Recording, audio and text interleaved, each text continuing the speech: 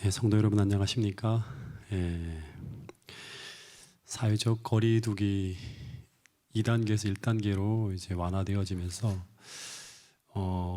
그 뉴스에 나온 보도에 의하면 30%까지 교회 좌석수에 출석이 가능하다고 합니다. 제가 교회 본당, 그다음에 우리 식당 3층까지 합치면 많게는 70명까지도 가능하지 않을까. 이제 1m, 2m 거리두기를 하기 위해서 30%라고 얘기하는 것 같습니다. 그래서 너무 오랫동안 교회에 오지 못하는 성도님들께서 이번 안식일 함께 모여서 우리가 철저하게 방역을 하고 또 마스크를 쓰고 그러면서 예배드리는 가운데 우리가 다시 한번 뭉치는 또 그런 계기가 되었으면 좋겠고요.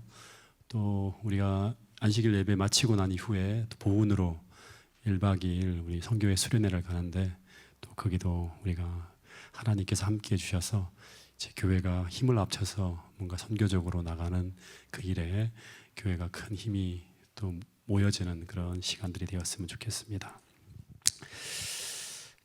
오늘 출애굽기 1장을 끝내도록 하겠습니다.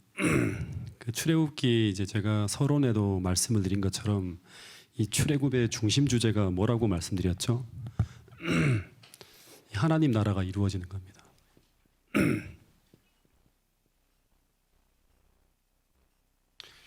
신약에서도 하나님 나라가 중심 주제죠, 그죠? 근데 이 하나님 나라가 이루어지기 위해서는 하나님의 입장에서는 세 가지가 있어야 됩니다. 첫 번째는 이 땅에서 이루어지는 하나님 나라는 땅이 있어야 되죠. 영토가 있어야 되고, 두 번째는 뭐가 있어야 되는가 하면 이제 하나님 나라 백성이 있어야 돼요. 근데 그 백성은 어떤 백성인가 하면 그냥 백성이 사람이 있는 것은 안 되고요. 하나님의 주권적 통치가 이루어지는 어떤 백성? 언약 백성이 있어야 돼요. 그래서 하나님 나라가 이루어지기 위해서는 땅이 있어야 되고, 그 다음에 백성이 있어야 되고, 언약 이 세 가지가 필요합니다. 이 세 가지 과정이 이제 그 출애굽의 역사 속에서 어떻게 이루어지는지를 우리가 쭉 주목해서 봐야겠죠. 근데 출애굽기 1장을 보면 하나님 나라의 시작은 아주 미미하게 시작되어지는 걸 볼 수 있습니다. 그 출애굽기 1장 1절에 보면 이제 야곱과 함께 각각 자기 가족을 데리고 애굽에 이른 이스라엘 백성들의 사람들의 아들들의 이름이 이러하니 하면서 이름이 등장하고, 그리고 5절에 보면 이제 그 내려간 사람이 모두 70명이라고 하는 이야기가 나옵니다. 근데 6절에 보면 요셉과 그의 모든 형제와 그 시대의 사람은 다 죽었고라고 하는 얘기가 나와요. 그러니까 이 말은 출애굽 이제 애굽에 정착한 1세대 누구죠? 요셉과 그의 아들들, 그의 모든 형제, 그 다음에 다 죽었다고 하는 거죠. 그리고 요셉의 아들들도 죽었겠죠, 그죠?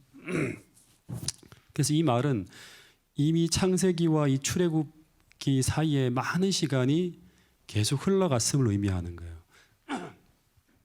근데 그 창세기와 출애굽 사이에 어떤 사건들이 벌어졌는지 기록되어져 있지 않지만 일단 1차적으로 많은 시간이 흘러갔다는 걸 알 수 있고, 그리고 그 기간에 7절에 보면 구속사에 비추어 볼 때, 그러니까 하나님 나라가 이루어지는 역사라는 그 관점에 볼 때 우리가 기억해야 될 특별한 일이 일어나고 있었다고 합니다.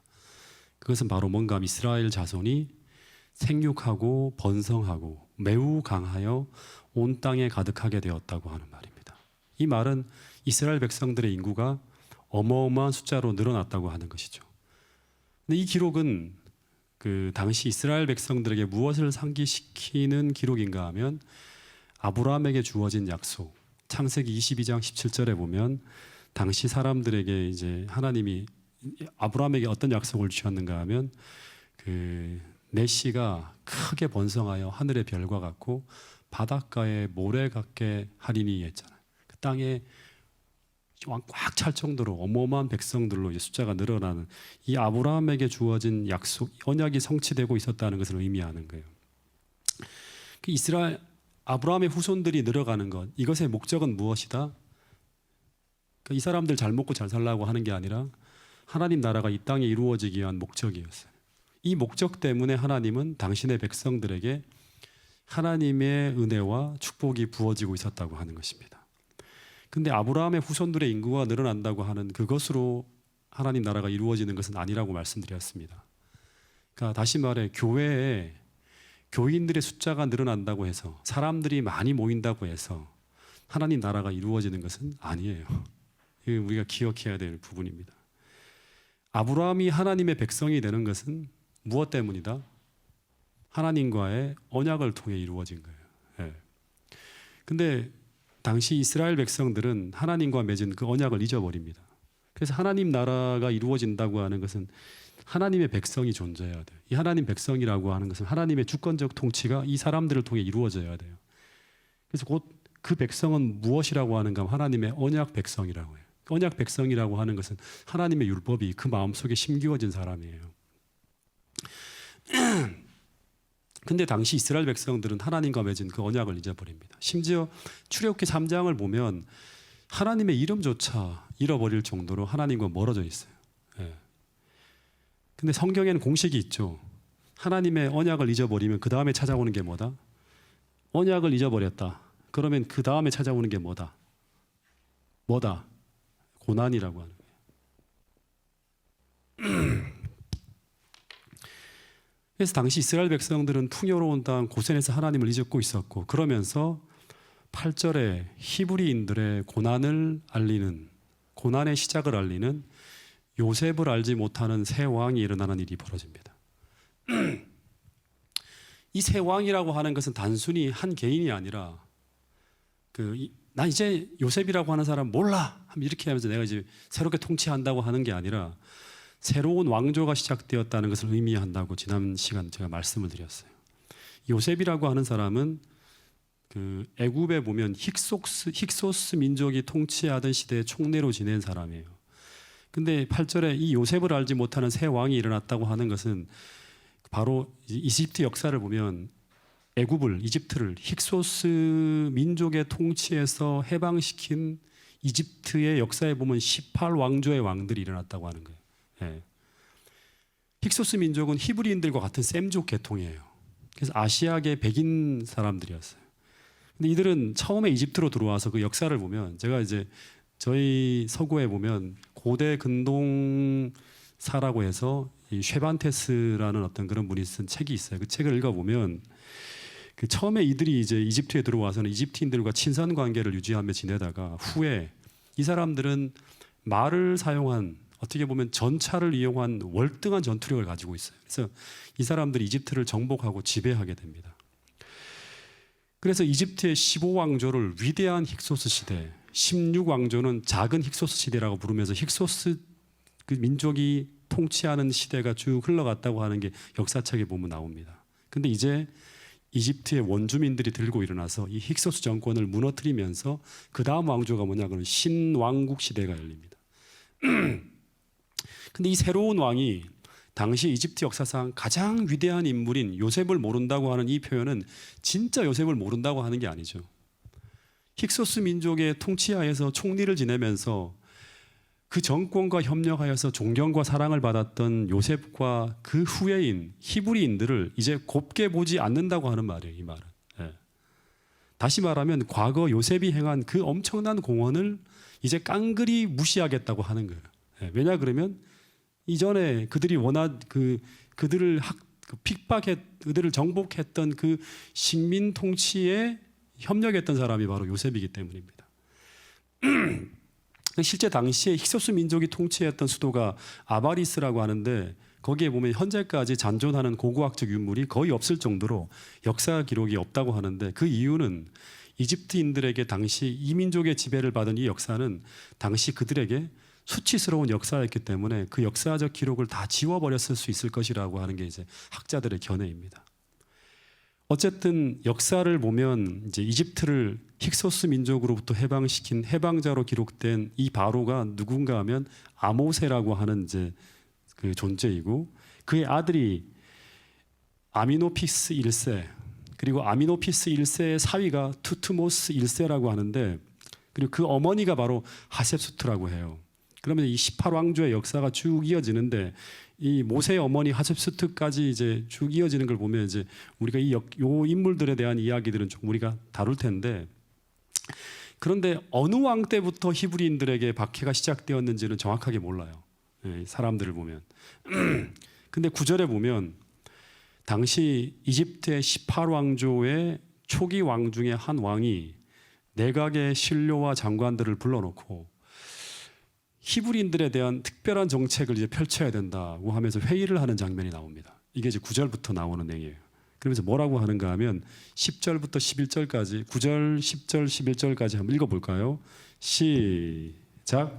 그가 그 백성에게 이르되 이 백성 이스라엘 자손이 우리보다 많고 강하도다. 자, 우리가 그들에게 대하여 지혜롭게 하자. 두렵건대 그들이 더 많게 되면 전쟁이 일어날 때 우리 대적과 합하여 우리가 싸우고 이 땅에서 나갈까 하노라 하고 감독들을 그들 위에 세우고 그들에게 무거운 짐을 지워 괴롭게 하여 그들에게 바로를 위하여 굳고선 비돔과 라암셋을 건축하게 하니라. 예, 바로가 이제 장관과 모사들과 함께 회의를 하면서 이 말하는 첫 번째 이야기가 뭐냐 그럼 히브리인들이 당시 이집트인들보다 더 많다고 합니다. 인구 숫자가. 그리고 히브리인들이 이집트인들보다 더 강하다고 하는데 이 말이 사실일까요? 예. 고대 근동학의 책에 보면 당시 이집트는 세계 최고에 속하는 인구 밀도를 자랑하는 나라였어요. 예. 사람들이 다 글로 몰리는 거예요. 그리고 여러 세기 동안 세계 최고의 광대국으로 지내왔던 이집트 역사에 비춰볼 때 바로가 이야기하는 이 말은 실제보다 굉장히 과장되게 말하고 있는 듯하다고 재림교회 성경주석에 나와 있습니다. 그러니까 이 말은 근데 이 말은 어떤 말인가 하면 그들이 이제 이스라엘 백성들의 인구 증가 속도를 볼 때 이스라엘 백성들로부터 위협을 느낄 만큼 굉장히 빠른 속도로 인구가 늘어가고 있는 것을 보고 있다고 하는 거예요. 예, 그 데이터를 가지고 얘기했겠죠. 그래서 바로가 10절에 보면 어떤 얘기를 하는가 하면 이제부터 진짜 우리가 지혜롭게 해야 된다고 하는 거예요. 그러니까 이들을 그냥 방치하면 안 된다고 하는 거예요. 그대로 두면 이 나라의 위협이 될 존재라고 이제 생각한다고 하는 거예요. 그 이유는 뭔가 하면 그들이 많아지게 되면 전쟁이 일어날 때 우리 대적과 합하여 우리와 싸우고 이 땅에서 나갈까 하노라 하는 이야기를 합니다. 이 말이 이제 무슨 말인가 하면 당시 이스라엘 백성들이 위치한 이 고센 땅이라고 하는 땅은요. 이 팔레스타인에서 이렇게 내려오는 사람들과 이렇게 그 직접적인 접촉이 일어날 수 있는 굉장히 전략적인 그런 이제 요충지에 위치한 땅이 이제 바로 저 땅이라고 합니다. 근데 당시 이스라엘 백성들은 애굽 사람들의 입장에서 볼 때, 그러니까 하나님의 입장이 아니에요. 애굽 사람들의 입장에 볼 때 애굽에 수백 년 동안 살았지만 애굽에 동화되지 않을 뿐 아니라 하나님의 입장에서는 이들이 다 동화되었다고 생각하지만 이들이 볼 때는 동화되지 않고 있어요. 그러면서도 그들과 뚝 떨어져 살아가는 이스라엘 백성들의 인구가 점점 더 많아지게 되면 첫 번째 어떤 일이 벌어질 수 있는가 하면 혁명의 위험이나 그리고 당시 이집트의 원수인 힉소스 민족이 거기에 그대로 정착하고 있어요. 지금 정권만 빼앗겼을 뿐이지. 또다시 동맹해서 이집트를 대항하여 전쟁이 일어난다면 그 나라에 큰 어려움을 주고 떠날 수도 있다고 하는 거예요.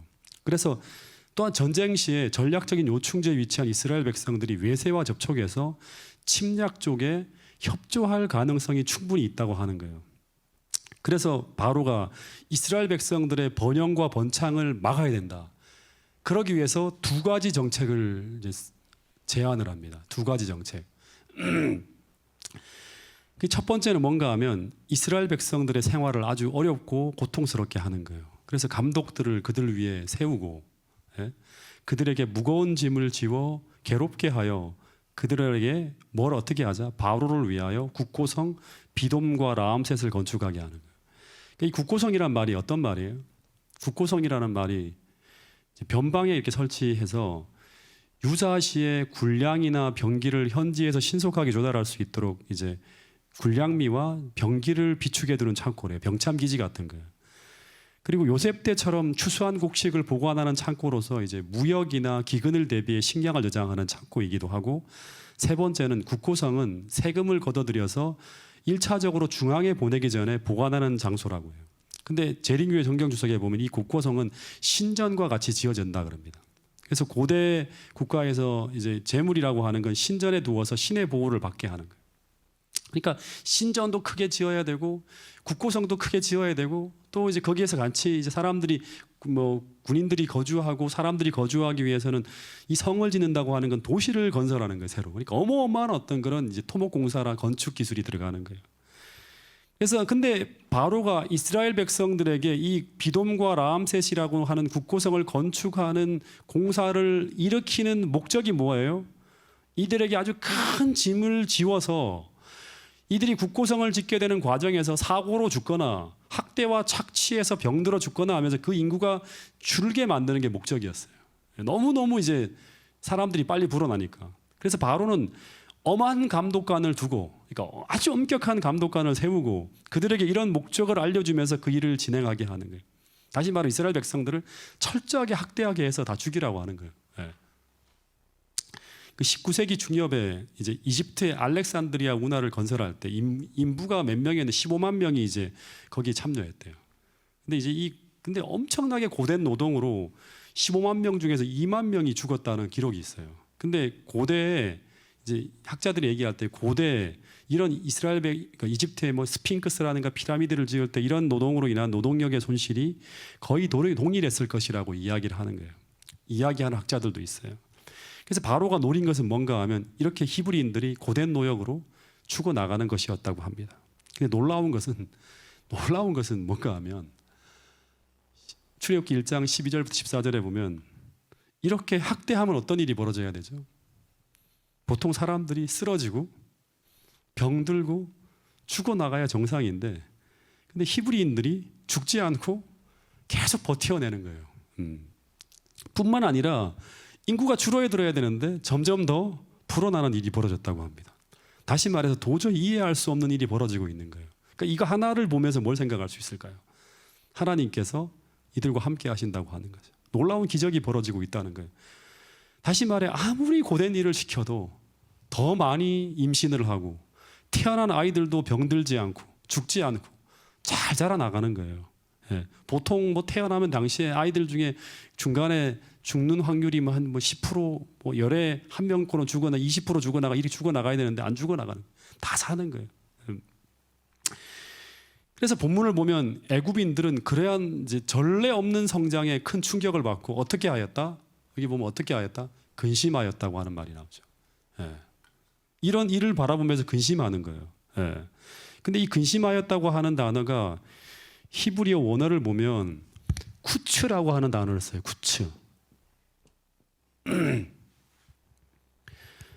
이 쿠츠라는 단어는 싫어하다, 그냥 싫어하는 게 아니라 소름 끼칠 정도로 싫어하다는 뜻으로 번역되어져요. 막 소름이 끼칠 정도로 막 싫어, 너무너무 싫은 거예요. 그리고 열왕기상 11장 25절에서는 이 단어가 두려워하다라고 번역되어지기도 해요. 근심하다는 말이 쿠츠가 두려워하다.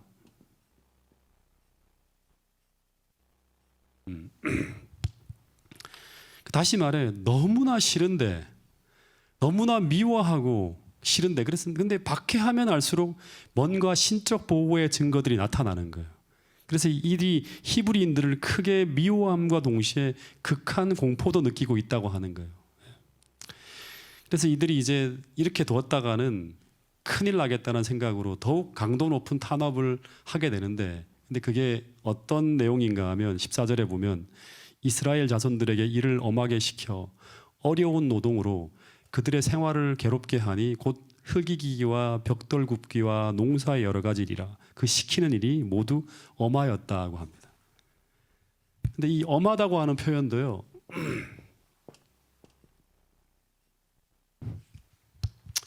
이 단어가 이제 페레크라고 하는 단어인데 가루가 될 정도로 무자비하게 빻고 지리기다는 그런 의미의 단어라고 합니다. 막 사람이 막 진짜 막 갈리는 것처럼 막 후달구는 거예요, 계속. 그래서 이들이 하는 일이 구체적으로 나오죠. 어떤 일을 합니까?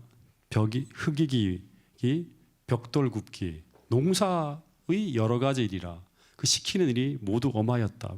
원래 히브리인들은 뭐 하는 사람이죠?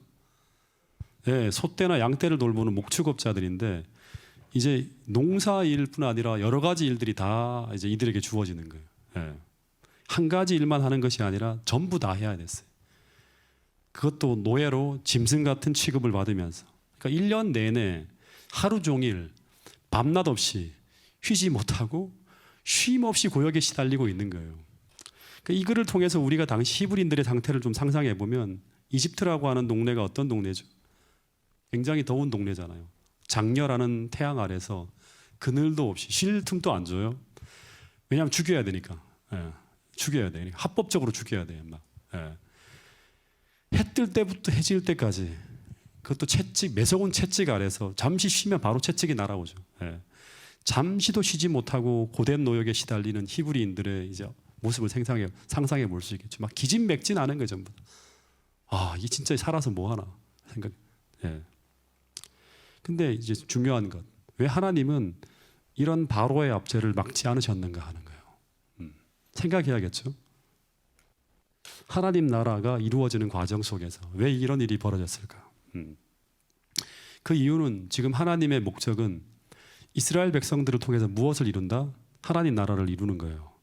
그러기 위해서는 이들이 먼저 어떻게 돼야 되는가 하면 하나님 나라가 이루어지기 위해서는 이들이 애굽에서 분리되어져야 돼요.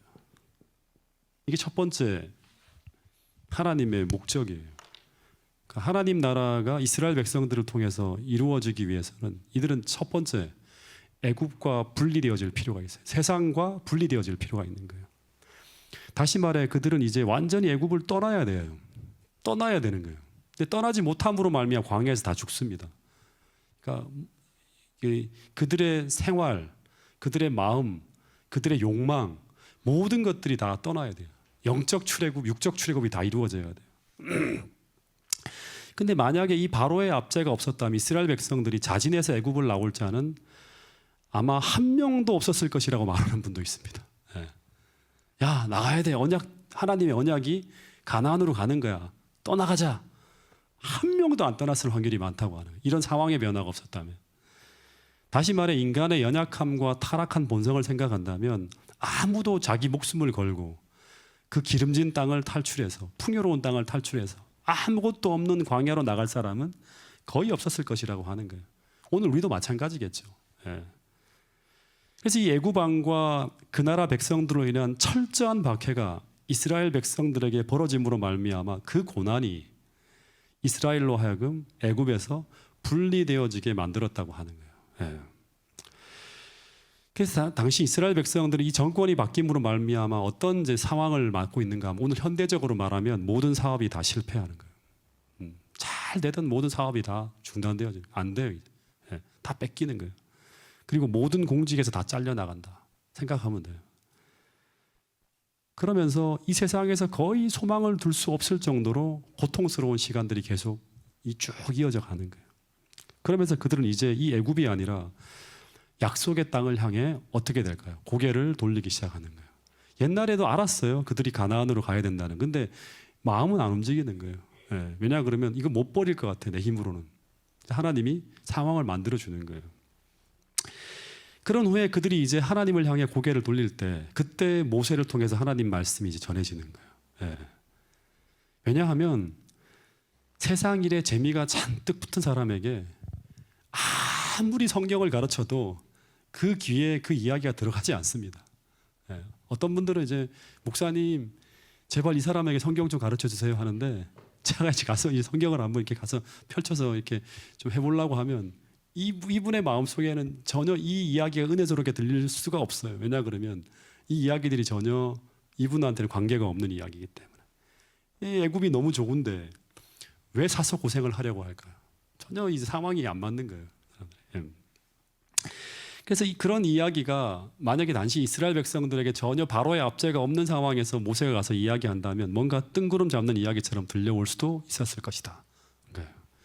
여러분 그래서 마지막 때 우리가 성경에 보면 하나님은 처처에 기상이변과 기근과 전쟁과 온역과 범죄와 사랑이 식어지는 너무나 차가운 세상으로 세상이 계속 번해가는 것을 보여줌으로 말미암아 우리로 하여금 이 땅에 그냥 적당하게가 아니에요. 완전히 소망을 버릴 수밖에 없는 상황을 만드실 수도 있다고 하는 거예요. 그때를 우리가 대비해야 돼요. 예. 왜냐하면 우리도 어떤 사람이다. 제가 출애굽기를 하는 이유가 뭐예요? 우리도 가나안을 향해서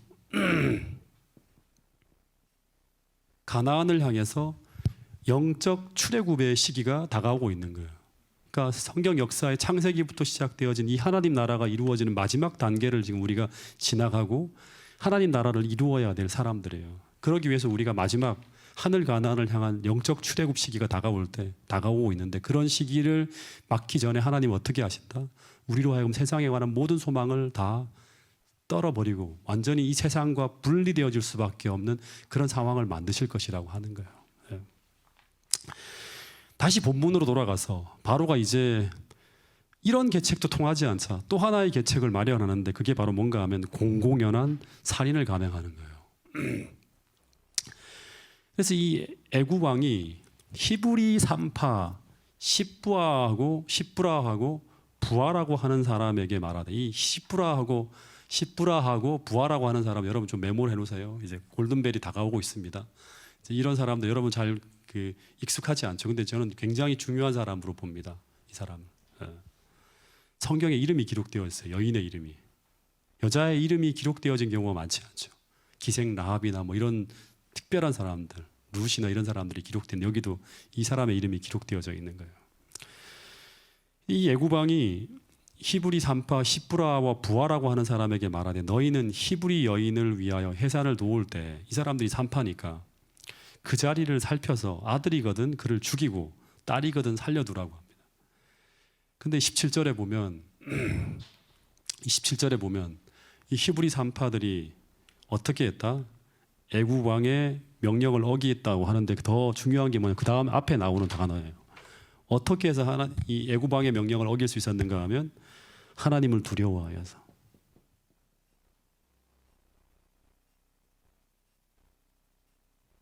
참 중요한 단어가 하나 나오고 있어요. 이 말은 그 산파들이 이집트의 전제군주보다 하나님을 더 두려워함으로써 왕의 명령을 어겼다고 하는 거예요. 우리 영적 출애굽을 하는 우리들에게 굉장히 중요한 하나의 문구예요. 당시 애굽 왕은 히브리인들이 지배하는 이 세상의 왕이었어요. 근데 이 애굽 왕의 명령은 하나님 나라가 이루어지는 것을 막는 거예요. 그죠? 예. 그리고 하나님의 법과 계명을 범하는 것을 명령하고 있어요. 마지막 때 우리에게도 그렇게 하겠죠? 예. 하나님 나라가 이루어진 것을 막고 하나님의 법과 계명을 범하는 것을 우리에게 명령할 거예요. 마지막 때. 그래서 하나님의 법으로 하나님과 언약한 그리스도인들은 어떻게 해야 될까? 이 애굽 왕의 명령을 어기고 거역해야 돼요. 우리도 마지막 때 그렇게 해야 될 때가 온다고 하는 거예요. 그러기 위해서는 그들은 애굽 왕이 아닌 하나님을 경외하고 하나님을 두려워하는 자들이어야 돼요. 그러니까 이게 우리의 믿음으로 딱 담겨 있어야 돼요. 어떤 순간에도 하나님의 명령과 대치되는 세상의 명령은 거역할 수 있는 그러한 어떤 마음의 준비와 믿음이 있어야 돼요. 그러니까 여기엔 생각할 필요가 없어요. 죽더라도 목숨을 걸어야 돼요. 예. 어떤 주석에서는 이 하나님을 두려워하여라는 이 말이 출애굽기의 중요한 주제 중에 하나로 와요. 예. 하나님을 두려워하면 하나님께 영광을 돌리게 되는 거예요. 하나님을 두려워하면. 여러분, 하나님을 두려워하는 사람만이 바로의 명령을 두려워하지 않을 수 있습니다. 그래서 출애굽의 역사의 시작은 이 바로의 명령을 두려워하지 않는 두 히브리 산파의 믿음에서부터 하나님 나라의 여명이 터오기 시작했다고 하는 거예요. 그래서 본문에 보면 그 시대의 가장 위대한 인물 중에 하나가 누구냐 그러니 바로라는 사람이죠. 이 바로라는 사람이 이 시대의 가장 위대한 인물이에요. 그 시대 모든 사람들이 다 아는 사람이에요. 근데 성경에 보면 이 바로의 이름이 기록되지 않아요. 네. 이 사람은 우리가 기억할 필요가 없어요. 성경에서는. 아무리 세상에서 위대한 인물이라 하더라도 의도적으로 이 사람의 이름을, 이 바로의 왕의 이름을 기록하지 않고 있어요. 그 대신에 히브리 산파의 두 이름, 십부라하고 부하라는 이름은 기록되어지고 있어요. 의도적으로 이렇게 한 거예요. 예. 아마 당시 히브리인들은 이 하나님을 두려워하는 이 두 여인이 어떤 믿음을 가지고 있었고 어떤 용기를 가지고 이 일을 했는지 모두 다 알고 있었을 것이라고 하는 거예요. 그러니까 이게 기록에 올라와 있는 거예요. 실제 이 여인을 출애굽기 1장 21절에 보면 이 사람을 하나님을 경외하는, 이 산파들은 하나님을 경외하는 사람이라고 합니다. 예. 하나님을 경외하는 사람. 그래서 하나님이 이들에게 은혜를 베푸시고 이렇게 행동할 때마다, 믿음으로 살아낼 때마다, 목숨을 걸 때마다 하나님의 명령과 계명을 하나님을 두려워함으로 행할 때마다 그들에게 은혜를 베푸시고 그 가정을 도리어 축복하셨다고 하는 거예요. 예. 그래서 여러분 이 히브리 산파들은 하나님을 경외한다고 하는 건 뭐냐 그러면 누구를 참으로 두려워해야 되는지를 알고 있는 사람이에요. 그래서 이들은 몸은 노예였지만 정신은 노예가 아니었다고 하는 거죠. 이들은 해야 될 것과 하지 말아야 될 것을 알고 있었어요. 예. 해야 할 것과 하지 말아야 될 것을 알고 있는 사람이었어요. 여러분 이 말씀을 들으면서 우리는 마지막 시대에 이 애국과 같은 세상을 떠나 하늘 가나안으로 출애굽을 시작할 때 우리에게 어떤 믿음이 있어야 하는가를 생각하게 하는 말씀이에요.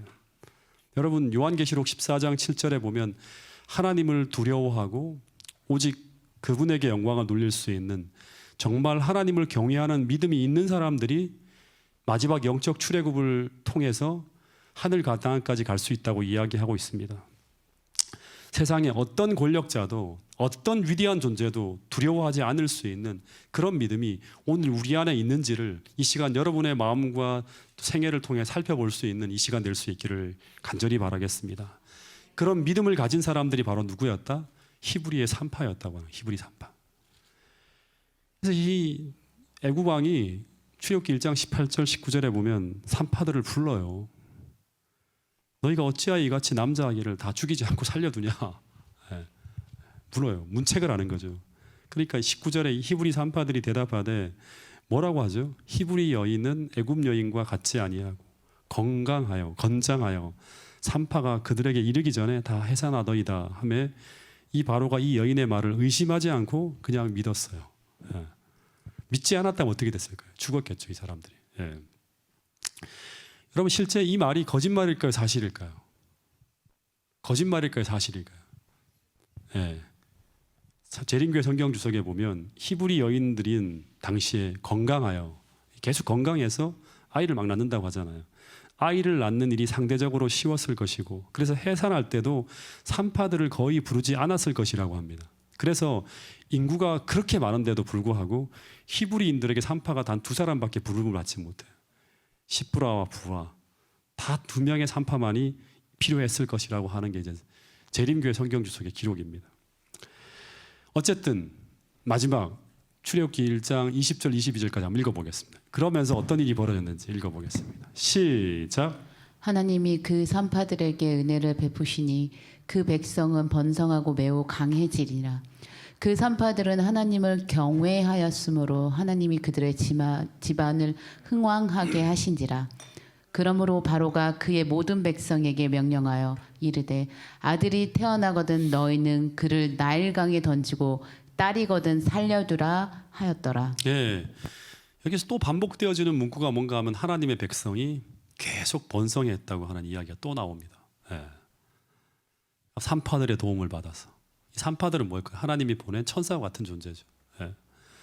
그러니까 고난 중에서도 어려움 중에서도 세상이 완전히 우리가 살 수 없는 생존이 불가능한 환경으로 막 몰려가는데도 계속 이스라엘 백성들은 번영해 나가고 있었다는 건 뭐냐 그러면 와, 잘 되고 있다 이런 게 아니라 하나님 나라라고 하는 이 하나님의 뜻이 계속 이루어지는 것을 세상이 막지 못한다고 하는 거예요. 예. 여러분 그래서 오늘 우리도 박해 중에서도 핍박 중에서도 코로나 중에서도 하나님께서 함께 하시면 그 박해를 뚫고 이기고 하나님의 계획과 뜻이 이루어진다고 하는 것이 무엇이다? 성경의 원리라고 하는 거예요. 그러자 이 바로가 이제 도저히 안 되겠는 게 너무너무 무서운 거예요. 이렇게 해도 안 되고 저렇게 해도 안 되고 하는 거예요. 그래서 자기의 행정명령을 이제 정식으로 발동을 합니다. 법령을 내리는 거예요. 그의 모든 백성에게 명령하여 이르되 이스라엘 백성들 중에 아들이 태어나거든 너희는 그들을 나일강에 던져 죽이라고 하는 거예요. 왜냐 그럼 뭔지 모르겠지만 이스라엘 백성들에게 어떤 범죄 혐의를 씌웠겠죠. 모함한 어떤 그런 걸 만들어서 법령을 발표한 거예요. 이 전부 다 진짜 말 그대로 박멸해야 될 존재다. 그런 벌명을 발표하는 거예요. 그래서 이 일을 처음에는 감독들에게 은밀하게 시작하다가 나중에는 산파에게 이야기하다가 이제 일반 백성에게로 옮겨지는 거예요. 이게 바로 뭔가 일요일 휴업령 같은 거죠. 살해하라. 하나님 백성들을 다 죽이라고 하는. 그래서 이스라엘 백성들에게는 민족 말세일 정책과 같은 정책이 펼쳐지면서 큰 어려움이 찾아옵니다. 근데 여러분 또 서론에 얘기했던 것처럼 역사는 어떻게 된다? 반복되어진다고 하는 거예요. 출애굽 당시에 이런 하나님 백성들을 다 박멸하는 정책이 있었죠. 또 언제 있었죠? 지난 출애굽기 서론할 때도 말씀을 드렸는데 페르시아 시대 에스더서에도 이스라엘 백성들을 다 죽이라고 하는 법령이 내려집니다. 그리고 마지막 시대 일요일 휴업령 요한계시록 13장에 보면 또 이런 명령이 내려집니다. 왜 찾아오는가? 생각해 보세요. 왜 찾아오는가? 왜 찾아왔죠? 그런 명령이 하나님 백성들을 다 죽이라고 하는 명령이 왜 찾아오죠? 우리가 떠나야 할 시점이 찾아올 때 그때 그런 일이 반복되어진다고 하는 거예요. 출애굽 당시는 가나안으로 떠나야 돼요. 에스더서 당시에는 어디로 가야 돼요?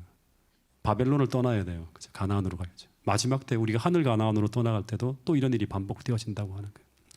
아마 당시 모든 사람들이 서로 물어보았을 거예요. 왜 우리에게 이런 일이 찾아왔는가? 왜 다 물어봤을 거예요. 그러면서 그럴 때마다 이 상황을 해석해주는 뭐가 있어야 되지? 목회자처럼 이 상황을 해석해주는 교사나 선지자나 이런 사람들이 있었겠죠. 가르쳤어요. 왜냐하면 하나님 백성들 중에서 믿는 사람이 다 사라졌다고 하는 건 틀린 얘기예요. 항상 소수의 무리나 하나님은 그 씨를 남겨두잖아요. 그래서 영적으로 깨어있는 사람들이 왜 우리에게 이런 일이 찾아왔는가 하면서 막 물어볼 때 말해주는 사람도 있었을 거예요. 왜냐하면 우리가 지금 떠나야 할 시점이 찾아왔다는 거. 이 아브라함부터 이 성경 스토리를 쫙 이야기하면서 우리가 이제 떠나야 될 시점이 찾아왔다고 하는 것을 이야기해 줬을 거예요. 그러면서 그 일을 준비해야 된다고 하는 이야기들을 막 했을 거예요. 또 어떤 사람들은 이 사건을 영적으로 기도하는 가운데 우리가 버려진 것이 아니라 이 무대 배후에 계신 하나님을 소개하는 사람도 있었을 거예요. 다시 말해서 이 어둠의 때 보이지 않지만 끊임없는 돌보심을 통해서 그들과 함께 하시는 하나님을 계속 찾아내며 그것을 백성들에게 알리는 일을 했을 사람이 있었을 거예요. 왜냐 그럼 우리가 함께 하시는 하나님을 우리가 느끼지 못하면 그들은 견뎌내지 못하는 거예요. 믿음으로 살지 못해요. 그래서 어떻게 설명했을까요? 지금 바로가 하나님 백성을 철저하게 멸절하기 위한 박멸 정책을 쓰고 있는데 그런데 그 힘에 히브리인들이 눌리기는커녕 히브리 사람들은 학대를 받으면 받을수록 더욱 번성해서 계속 인구가 퍼져나가고 있다. 하나님께서 아브라함에게 약속하신 그 뜻이 그 하나님의 그 언약이 성취되고 있는 걸 봐라. 아무리 박멸하더라도 더욱더 번성하고 있지 않냐고 하는 거예요. 다시 말해서 그들이 망하고 멸절되어지고 쓰러져야 되는데 이 현재 상황을 본다 그러면 이런 일이 펼쳐지고 있기 때문에 근데 우리가 계속 살아내고 있지 않냐. 이게 우연인가? 그렇지 않다. 이 마쿠에서 보이지 않는 배후에서 우리를 도우신 하나님이 존재한다고 하는 거예요.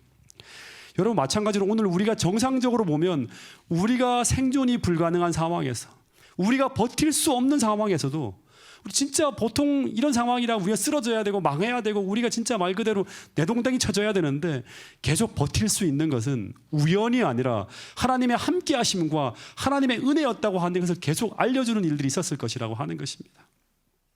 하나님은 보이지 않지만 은밀하게 끊임없이 이 무대의 배후에서 이제 좀 지나면 이제 전면적으로 드러나는 게 출애굽의 역사죠. 그죠? 열재앙이라든가 또는 홍해가 갈라지는 일들. 그 전에는 계속 마쿠에서 개인에게 함께 하시면서 이 시대를 준비하게 하는 거예요. 그때를 준비하게 하는 거예요. 네. 그것을 끊임없이 알려주는 일들이 있었을 거라는 거예요. 그래서 이런 기록이 존재하는 거예요. 모세가 태어나기 전에 이 기록이 존재하는 건 뭐예요? 이걸 영적으로 해석한 사람들이 계속 있었기 때문에 이런 기록이 존재하는 거예요. 십브라하고 부하의 이야기부터 그러면서 이런 가르침과 이런 끊임없는 어떤 그런 일들을 통해서 모세가 탄생할 부모님이 준비되어져 가고 있었다고 하는 거예요. 이 이야기를 들으면서 우리가 어떻게 살아야 되는가 이러면서 출애굽 시대가 다가오고 있기 때문에 하나님은 분명히 구원자를 내실 텐데 그런 믿음으로 준비한 그 사람 중에 한 사람을 하나님이 딱 택하셔서 그 가정에 누구를 탄생시킨다? 모세를 탄생시키는 일을 위해서 준비하는 과정이 있었다고 하는 거예요. 여러분 그래서 마지막 말씀 정말 중요한 말씀인데요. 제가 여러 주석을 살펴보는 가운데 제 마음에 확 와닿은 한 말씀을 기록에 남겼습니다. 같이 한번 읽어보겠습니다. 시작. 하나님의 백성은 언제나 삶의 상황에만 붙잡혀 있는 것이 아니다. 그들은 언제나 하나님의 손에 붙잡혀 있다. 하나님의 백성은 언제나 그저 삶의 상황에만 붙잡혀 있는 게 아니라고 하는 거예요. 어디에 붙잡혀 있다? 언제나 하나님의 손에 붙잡혀 있다고 하는 거예요. 그래서 우리는 상황만 바라보며 따라가는 것이 아니라 하나님의 명령과 하나님의 뜻, 하나님의 언약을 쫓아가야 된다고 하는 것입니다. 여러분, 이 마지막 시대 영적 출애굽을 위해서 오늘 우리 삶에 펼쳐지는 여러 가지 상황들이 계속 암울하고 우리가 생존이 불가능한 그러한 상황 속으로 들어갈 수 있는 그러한 환경들이 우리에게 펼쳐질다 하더라도 이 출애굽의 역사 속에서 하나님과 함께 하신 그 이스라엘 백성들과 함께 하신 그 하나님의 역사를 우리가 기억함으로 말미암아 믿음으로 하나님의 뜻과 하나님의 언약과 하나님의 명령을 쫓아가는 우리 파주중앙교회 모든 성도들이 될 수 있기를 간절히 바라겠습니다. 기도 제목을 드리도록 하겠습니다. 우리가 전도회가 지금 일주일 동안 지금 계속 이 충북 보은에 있는 최차순 집사님의 의료 선교 14차 세미나에 우리가 참여하는 걸로 지금 하고 있는데, 이 전도회가 한 달 동안 우리가 계속되죠, 그죠? 우리 전도회가 성공적으로 잘 마쳐질 수 있도록 특별히 우리 성도들의 건강 개혁이 일어나고 또 구도자들이 많이 또 생겨날 수 있도록 기도해 주시면 감사하겠습니다. 그래서 지금 현재 제 안에 있는 구도자들을 잠깐 말씀드리면, 이 박종국 씨라고 하는 분이 어머님이 불교 신자셔서 저랑 공부하는 것을 상당히 힘들어 하신다고 해서 다음 기회로 미뤄졌어요. 그래서 제가 그러면 언제라도 다시 기회 될 때 저한테 말씀해 달라고 하면서 이렇게 문자를 주고 받았는데, 이 박종국 씨를 위해서도 계속 기도해 주시기 바라고요. 그리고 강은희 씨라고 하는 분도 지금 제 전화를 통화가 안 되고 있어요. 그 사이에 무슨 변동이 생긴 것 같아요. 그래서 이 강은희 씨도 찾아오기로 한 분인데 지금 이제 변동 상황이 있기 때문에 강은희 씨를 위해서도 계속 기도를 부탁드리겠습니다. 그리고 윤서용 씨는 우리 김비경 집사님 얘기를 통해 들을 때 이번 안식일 날 교회로 나온다고 얘기를 합니다. 그래서 첫 안식일이 될 거예요. 스스로 찾아오신 분인데 이분이 하나님을 만날 수 있도록 계속 기도해 주시면 감사하겠습니다. 그리고 최은영 씨를 위해서도 기도해 주시고, 우리 저거 공부를 계속 하시는 분이죠. 우리 오늘의 신앙, 그리고 판금주 씨, 그리고 이번 캠프에 우리 뜨개방에 있는 백 누구죠? 집사님? 백윤정, 우리 백윤정 씨가 이번 충북 봉헌에 함께 가는데 이분을 위해서도 우리 서영희 집사님께서 오랫동안 기도하시는 분입니다. 우리 가서 좋은 시간들을 보낼 수 있도록 기도해 주시면 감사하겠고요. 그리고 우리 유재형, 재형이를 위해서도 계속 기도해 주시면 감사하겠습니다. 재형이가 지금 오늘의 신앙을 가져가서 공부를 하고 있는데 시험 기간 지금 바쁜 그런 상황이 같이 겹쳐 있어요. 우리 재형이 마음속에도 진리가 잘 심어질 수 있도록 기도해 주시고요. 그리고 이번 안식일부터 이제 1박 2일 동안 선교회 수련회를 우리가 가는데 대략 한 25명 정도가 23명에서 정도 25명 정도 가게 되는데, 여기서도 하여튼 하나님께서 함께 하시는 역사가 일어날 수 있도록 기도해 주시면 감사하겠습니다. 그리고 아울러 김수홍, 우리 한정수, 김무송, 김순진, 성낙원, 전정선, 김윤정, 문홍근 우리 환자분들을 위해서도 계속 기도해 주시면 감사하겠습니다. 우리 개인 기도 시간을 가진 후에 또 마치는 순서를 갖도록 하겠습니다.